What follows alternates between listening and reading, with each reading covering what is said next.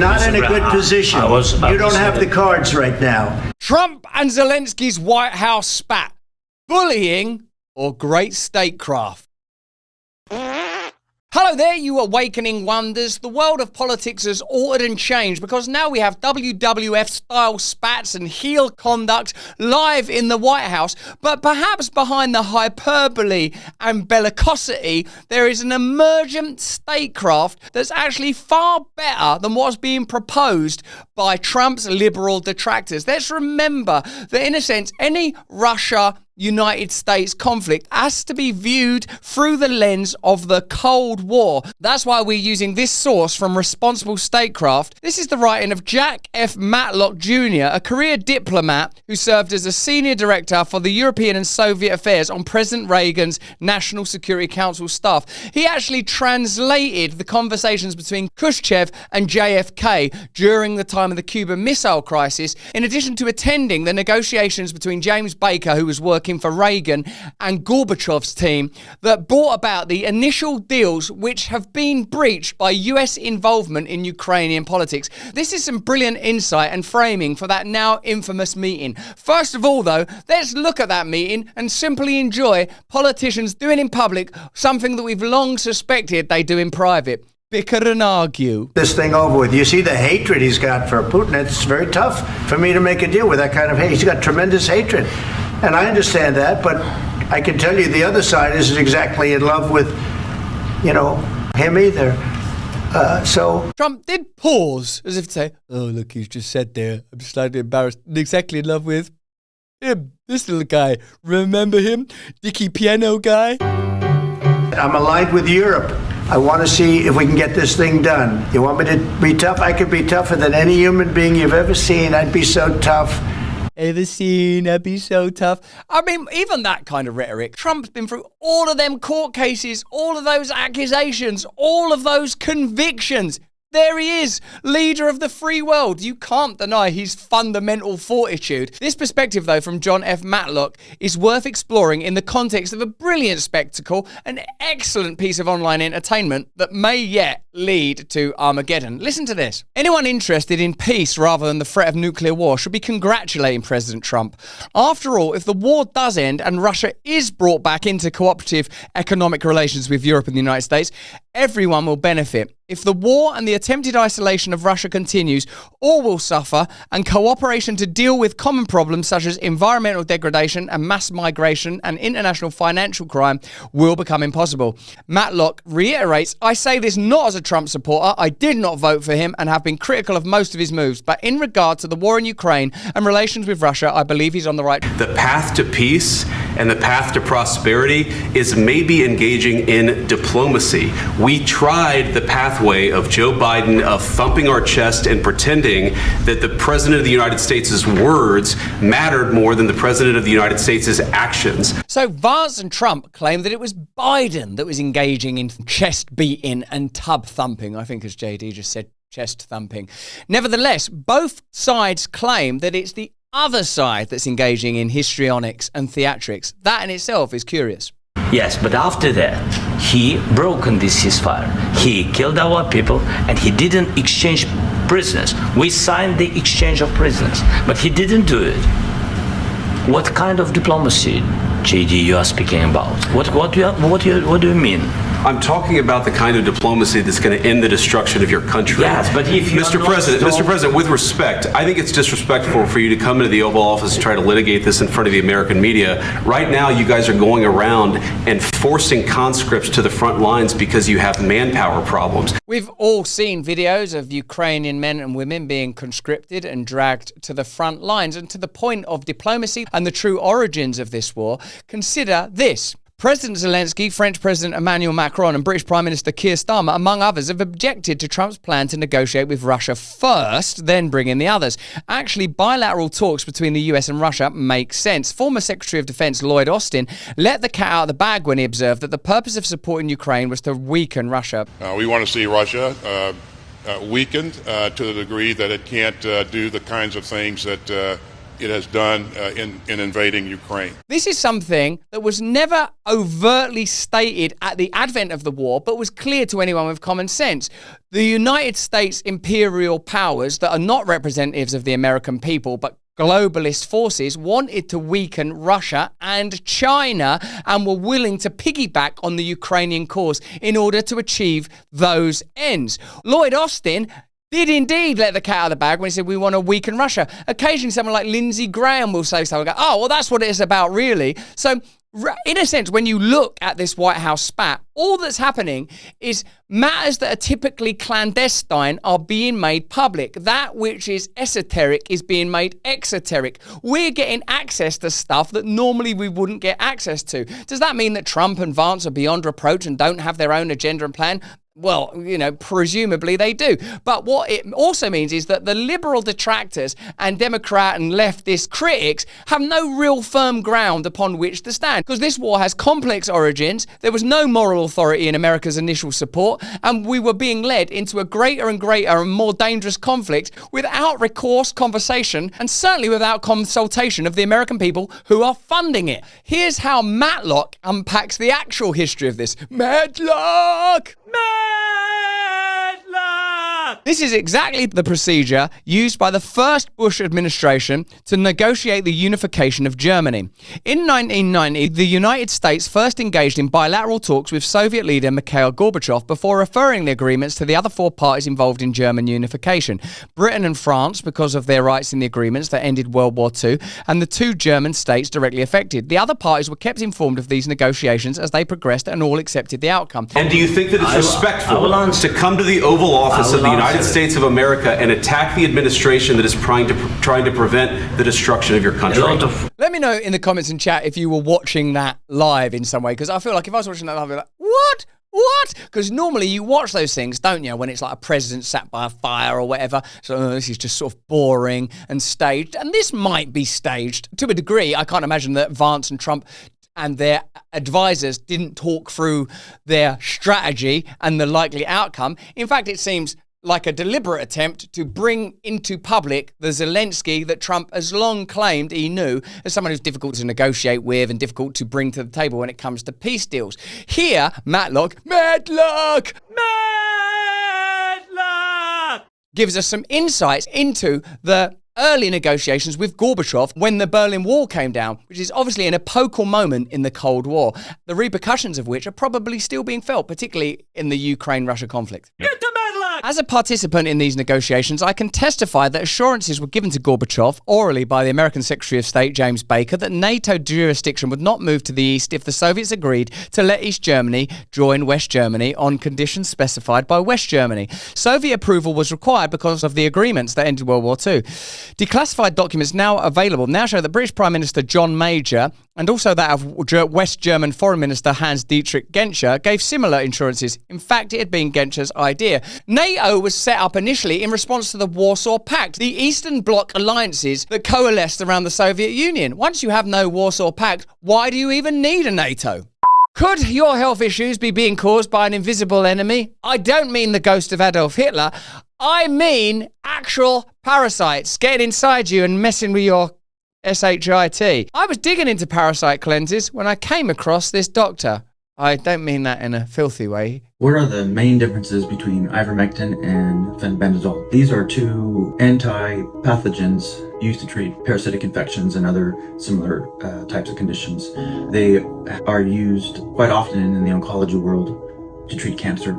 They both have as anti-pathogenic abilities. Do you know 50% of Americans have parasites? They secretly invade your body, wreaking havoc on your gut, energy levels, and even your brain hole. And the mainstream medical system, they don't care about you and your parasites. They don't want you thinking about this, because one great cleanse can change your life. The Wellness Company has a solution for you. Ivermectin plus mebendazole, a Nobel Prize winner, now in Parasite Cleanse combo that wipes out these invaders. Just fill out a brief medical intake form to get a 3-month supply. Lots of parasite cleanses are all over social media, but not the gold standard level. Oh no. Maha has officially happened. The Wellness Company is making these medications available to you to get parasites out. Go to twc.health/brand to get $60 off plus free shipping. Get in, parasites, out.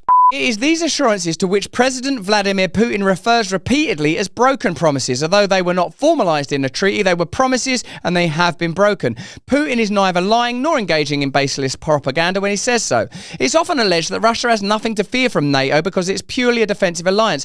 Yes, it was conceived as a defensive alliance to protect Western Europe from an attack by the Soviet Union, but after Eastern Europe was liberated and the Soviet Union shattered into 15 countries, Russia was not a threat or even a potential threat. In the late 90s, NATO began to be used as an offensive alliance. That is a perspective that has to be unpacked and understood. So while in the Biden administration and in previous administrations, you may have had the veneer of diplomacy, rationalism, and good manners, and while the pearl clutchers may decry Trump and Vance's public hostility towards Zelensky, the fact is that that public hostility is as nothing compared to the brinkmanship of the Cuban Missile Crisis or the brinkmanship of some of Biden's giddy proclamations and clumsy diplomacy that preceded this administration. First of all, during the war, everybody has problems. Even you, but you have nice ocean and don't feel now, but you will feel it in the future. God bless. You don't know that. God Here we go. This is the bit that we all came here for. Don't tell us what to feel. bless. You don't know God that. bless. You will Don't- not you have gotta- a war. Don't tell us what we're going to feel.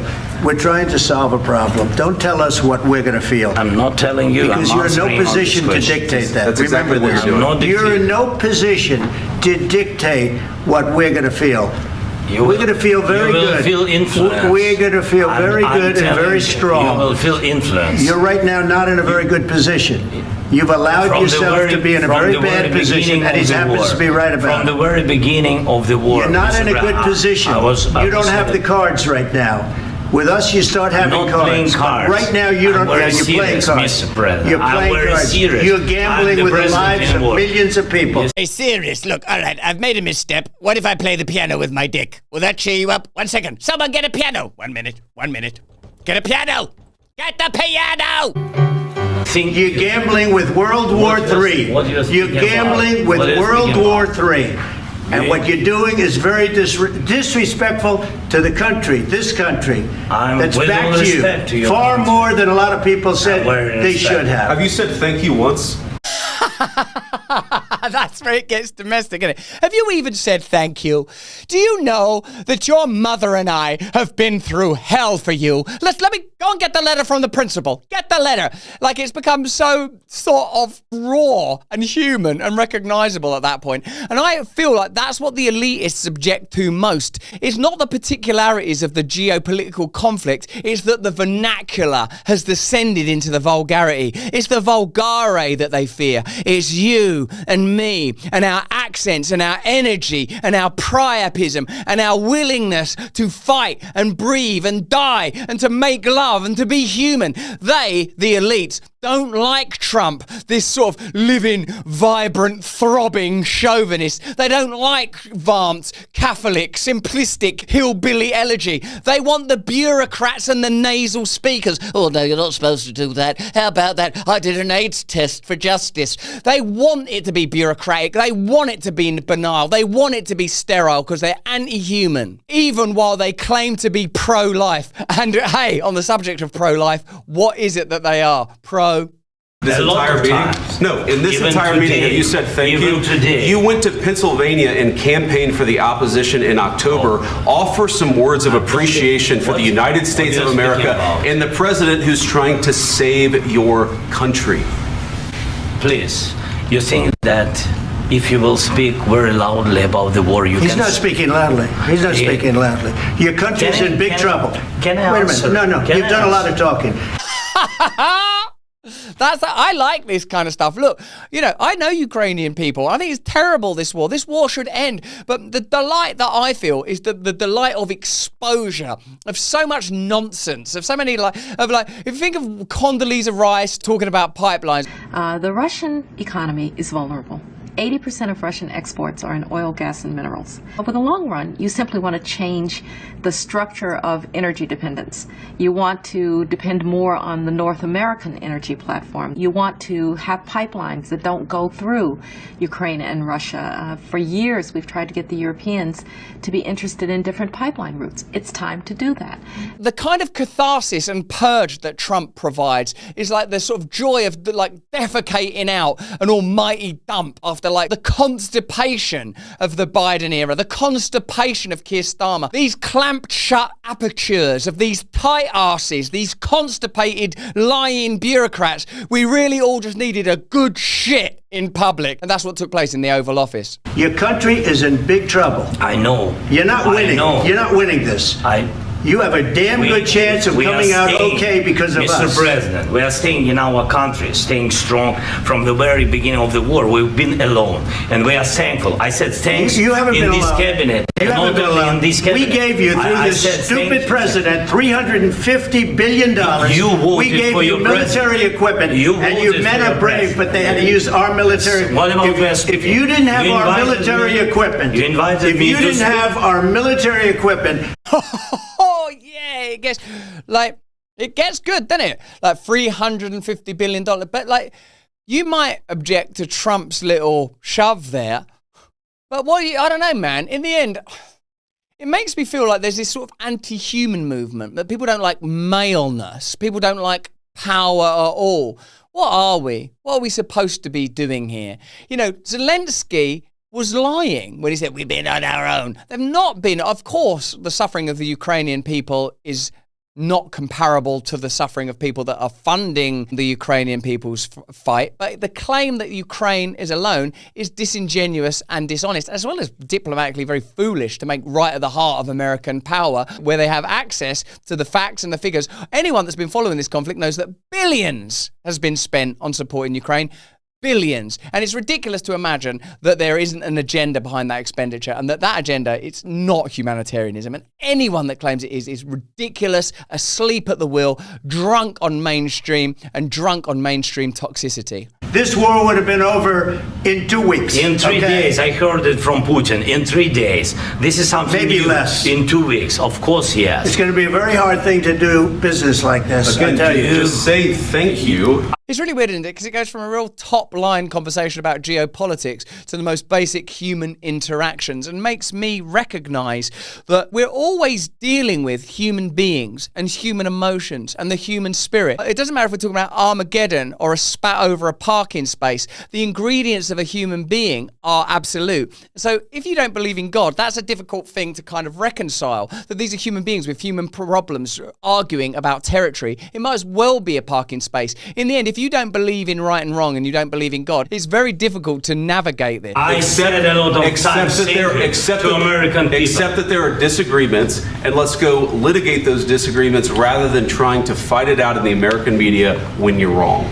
We know that you're wrong. But you see, I think it's good for the American people to see what's Now it's proper wrestling, isn't it? They're actually tag teaming. They're just talking to each other now, Trump and Vance. Like, any exchange where Zelensky's not included is proper mad. I understand, sir. I think it's very important. That's why I kept this going so long. It's just reduced to touching the old nose. And we know why that is, right, kids? Yes, sir. I think it's very understand. important. That's why I kept this going so long. I'm doing this on purpose. Trump sort of taking credit for the chaos there. You have to be thankful. You don't have the cards. So, NATO in the 90s became offensive. Proposals to construct a security structure for Europe that would protect all countries were simply sidelined by the United States and its allies.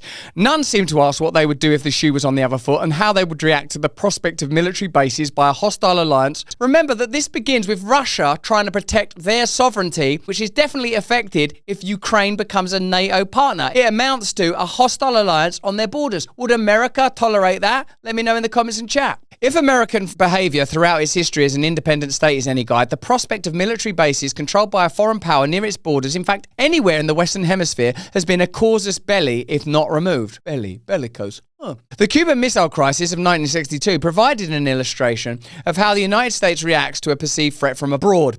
I was stationed in the American embassy in Moscow when the Soviet Union deployed nuclear missiles in Cuba and have vivid memories of this crisis. I translated some of the messages Soviet leader Nikita Khrushchev sent to President John F. Kennedy. If Khrushchev had not backed down and removed the missiles, Kennedy would have attacked. If he did, local commanders could have launched nuclear missiles against Miami and other cities, with the US responding with strikes on the Soviet Union. So Kennedy made a deal. You take your missiles off Cuba and I'll remove ours in Turkey. It worked and the world breathed easier. Russia's invasion of Ukraine was initiated by President Putin because he believed with reason that the United States was trying to draw Ukraine into a hostile military alliance. Therefore, in his eyes, it was provoked. In 2003, the United States invaded, devastated, and occupied Iraq when Iraq posed no threat to the United States. So now, how is it that the US and its allies are conducting an all but declared war against Russia for crimes they themselves have not only committed, but committed with less provocation? The pot is cooling the kettle black and trying to damage it. What's very difficult to remember, recall, and hold in mind amidst the blizzard of incessant information is that the United States has committed numerous war crimes, even in recent history, whether that's in Iraq or in Southeast Asia, and therefore any moral claim against Russia is delegitimized by the precedent of their own geopolitical conduct. So no American president can make the claim, this is unbelievable that Putin would encroach on the territories of a sovereign land like Ukraine, Korea, Vietnam, Afghanistan. So any moral or ethical claim is immediately undermined. What that exposes is that all these things are geopolitical, resource-based, or matters of dominion, and that there is no moral position to take against Putin. There are only positions of expediency. That's why the previous administration and those that supported it are built on bullshit. Biden's claim that this is a humanitarian conflict is bullshit. If you did that, why Iraq? If you did that, why Korea? Why Vietnam? Why any number of Cold War conflicts? And that's all being played out now. And why even people like me, who had previously allied themselves a lot more strongly with the liberal side of this argument, are relieved by Trump, is because what's happening publicly has been happening privately for a long time, and there's a kind of catharsis in watching someone just overtly go, listen, shut up, be quiet. Like, it's sort of a relief. This is not to justify the Russian invasion in Ukraine. Far from it. It's a catastrophe for both nations, and its effect will be felt for generations. But the killing must stop if Europe is to deal effectively with the many challenges it confronts now. We cannot know what deal President Trump has in mind or how President Putin will respond. The negotiations will be difficult and most likely lengthy. But at last, the American president has defined a viable road to peace, and the Russian president has greeted this effort. This is a welcome start of a process Americans and Europeans should support. And yet, how is this being covered in the mainstream media? Trump's a lunatic. Trump's a bully. In a sense, what Trump is doing is achieving, albeit through unusual and sometimes cartoonish means, the kind of peace that, if accredited to the wonkish bureaucrats, the Starmers, the Kamalas, the Trudeaus, the etc., would be lauded as diplomatic brilliance. You're buried there. Your people are dying. You're running low on soldiers.